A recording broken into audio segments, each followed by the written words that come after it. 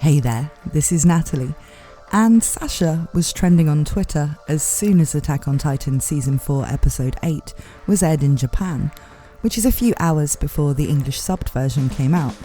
So I think it's easy to say which moment from the latest episode had the biggest impact. Gabi definitely broke some hearts today.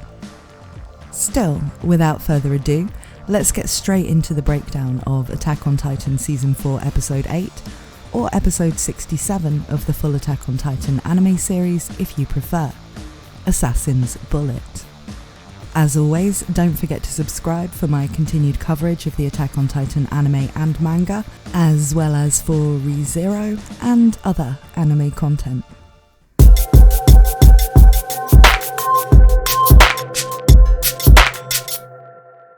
The cold open for this episode starts where the last episode left off, with a dishevelled looking armoured titan coming out to face Eren, while Gabi and Falco watch on from a window. Somebody said last week that this depressed version of Reiner's titan looks a bit like Gordon Ramsay, and since then I haven't been able to unsee it. Still, Eren realises that he doesn't have the strength left to defeat Reiner, and Reiner and Galliard are both completely out of energy too. He comes out of his titan and tells Mikasa that the fight's over, and she says it's time to go home. Now the Survey Corps protect the airship as everybody tries to evacuate. Seeing this, Falco is relieved that Reiner and Galliard aren't going to be killed and eaten, but on seeing that the enemy are running away, Gabi runs off in a rage, declaring that she'll kill Eren Yeager. Then it's time for "This is my last war" before the episode gets properly started. Mikasa Spidey swings up with Eren onto the outside of the airship, and Armin, seeing Eren for the first time in, well, we don't know exactly how long yet, reaches out a hand to pull him in. There's a lot going on in the way that they look at each other, but nothing's said, at least not by Armin.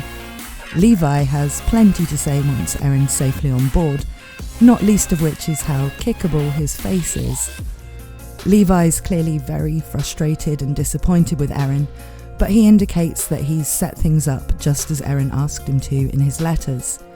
Steam pours from a doorway on the airship, but why is left a mystery for now. Jean and some of the others are hanging from the outside of the airship with their ODM gear, providing cover against the Marleyans down below shooting up at them, but he reasons that they don't have anything capable of bringing an airship down. As Jean makes it inside the ship, Sasha tells him that there have been 6 casualties so far, and Flock, the red-haired guy who we've only briefly seen so far, says that that's nothing compared to the damage they did, announcing it the first victory of the new Eldian Empire, and rousing the other new Survey Corps members behind him into cheering. It looks like that's a thing now then.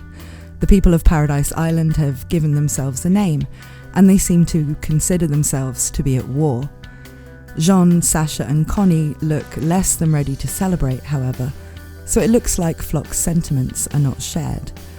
Everyone we know on this mission seems extremely uncomfortable with it, with only these new guys looking to enjoy what seems like a clear victory.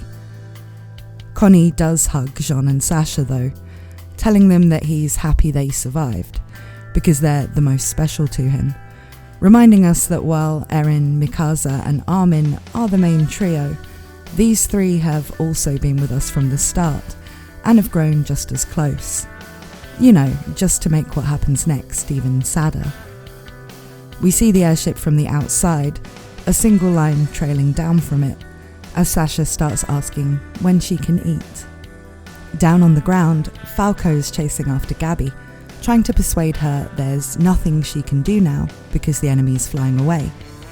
She gives a heartfelt speech about all the people she's just seen die, and how all she wanted was for the people to see that Eldians could be good, but Eren Yeager and the people from Paradise Island trampled on her dreams.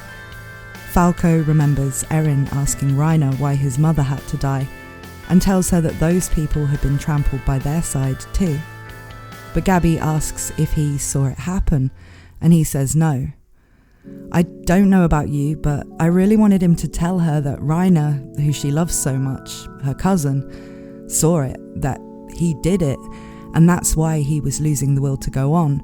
But he doesn't. Perhaps nothing will change Gabi's mind about the devils of Paradise Island in this moment anyway. She runs on and sees one man dangling from the airship, an older man named Lobov, who left the garrison and joined the Survey Corps because he didn't see the point in the garrison anymore, and she manages to kill him with the gun she's been carrying ever since the guards were shot in front of her by Sasha 2 episodes ago. Gabi is surprised that she hit him, but she notices his body is still attached to the airship and realises that if she pulls the trigger on his gear, she'd be able to board it.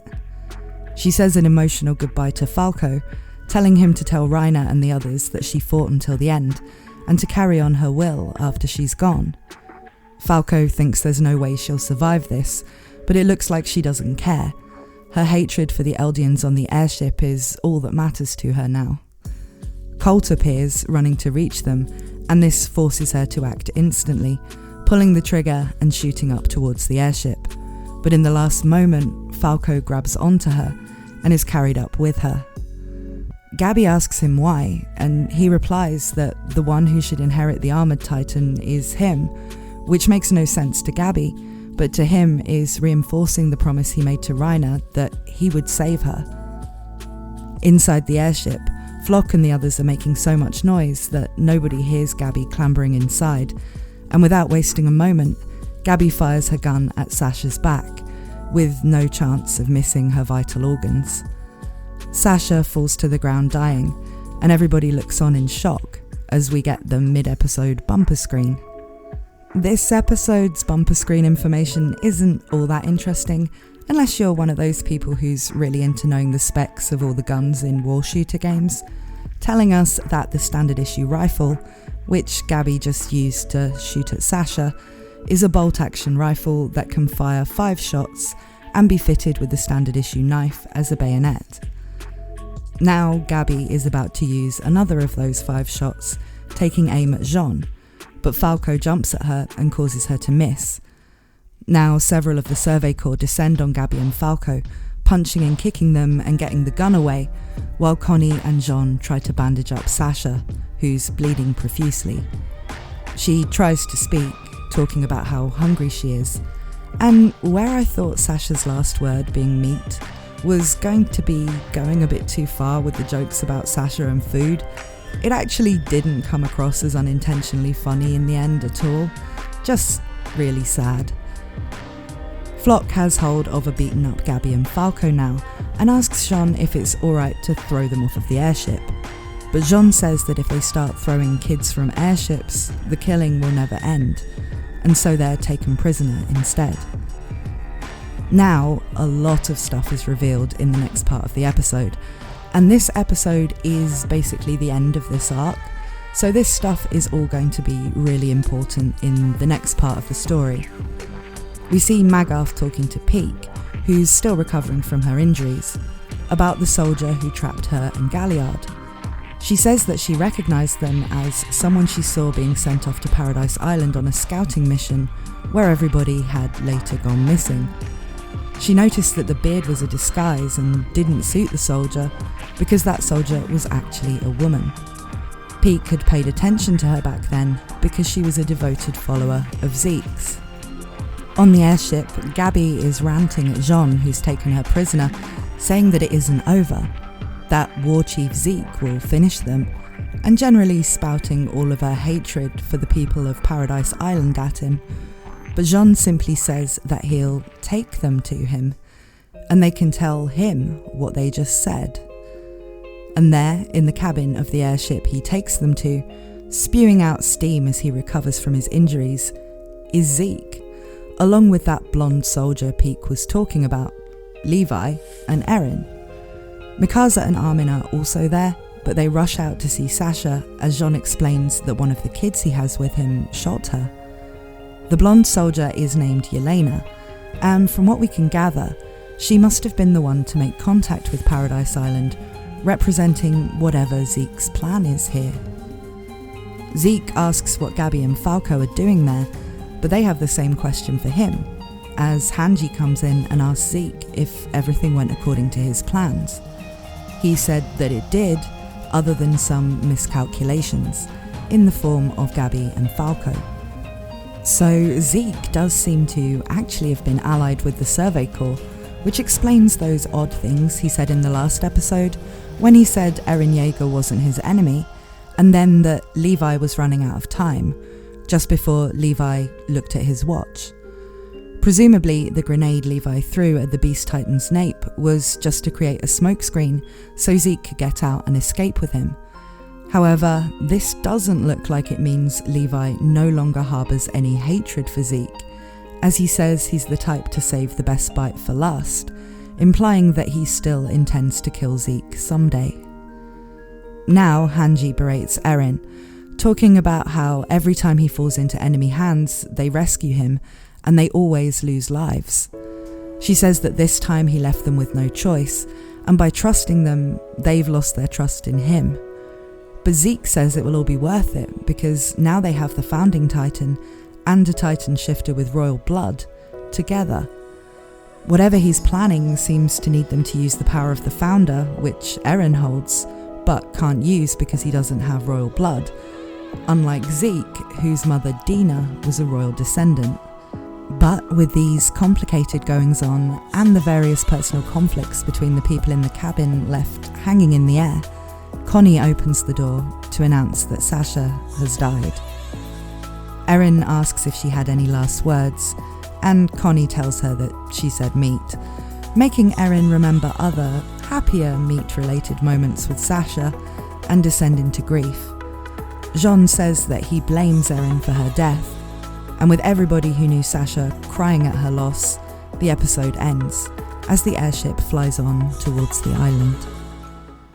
So, that was another intense episode, and this time not so much because of the breakneck action, but because of the twists and the tragedy. I'm guessing that Sasha's death is going to make a lot of people feel differently about Gabi.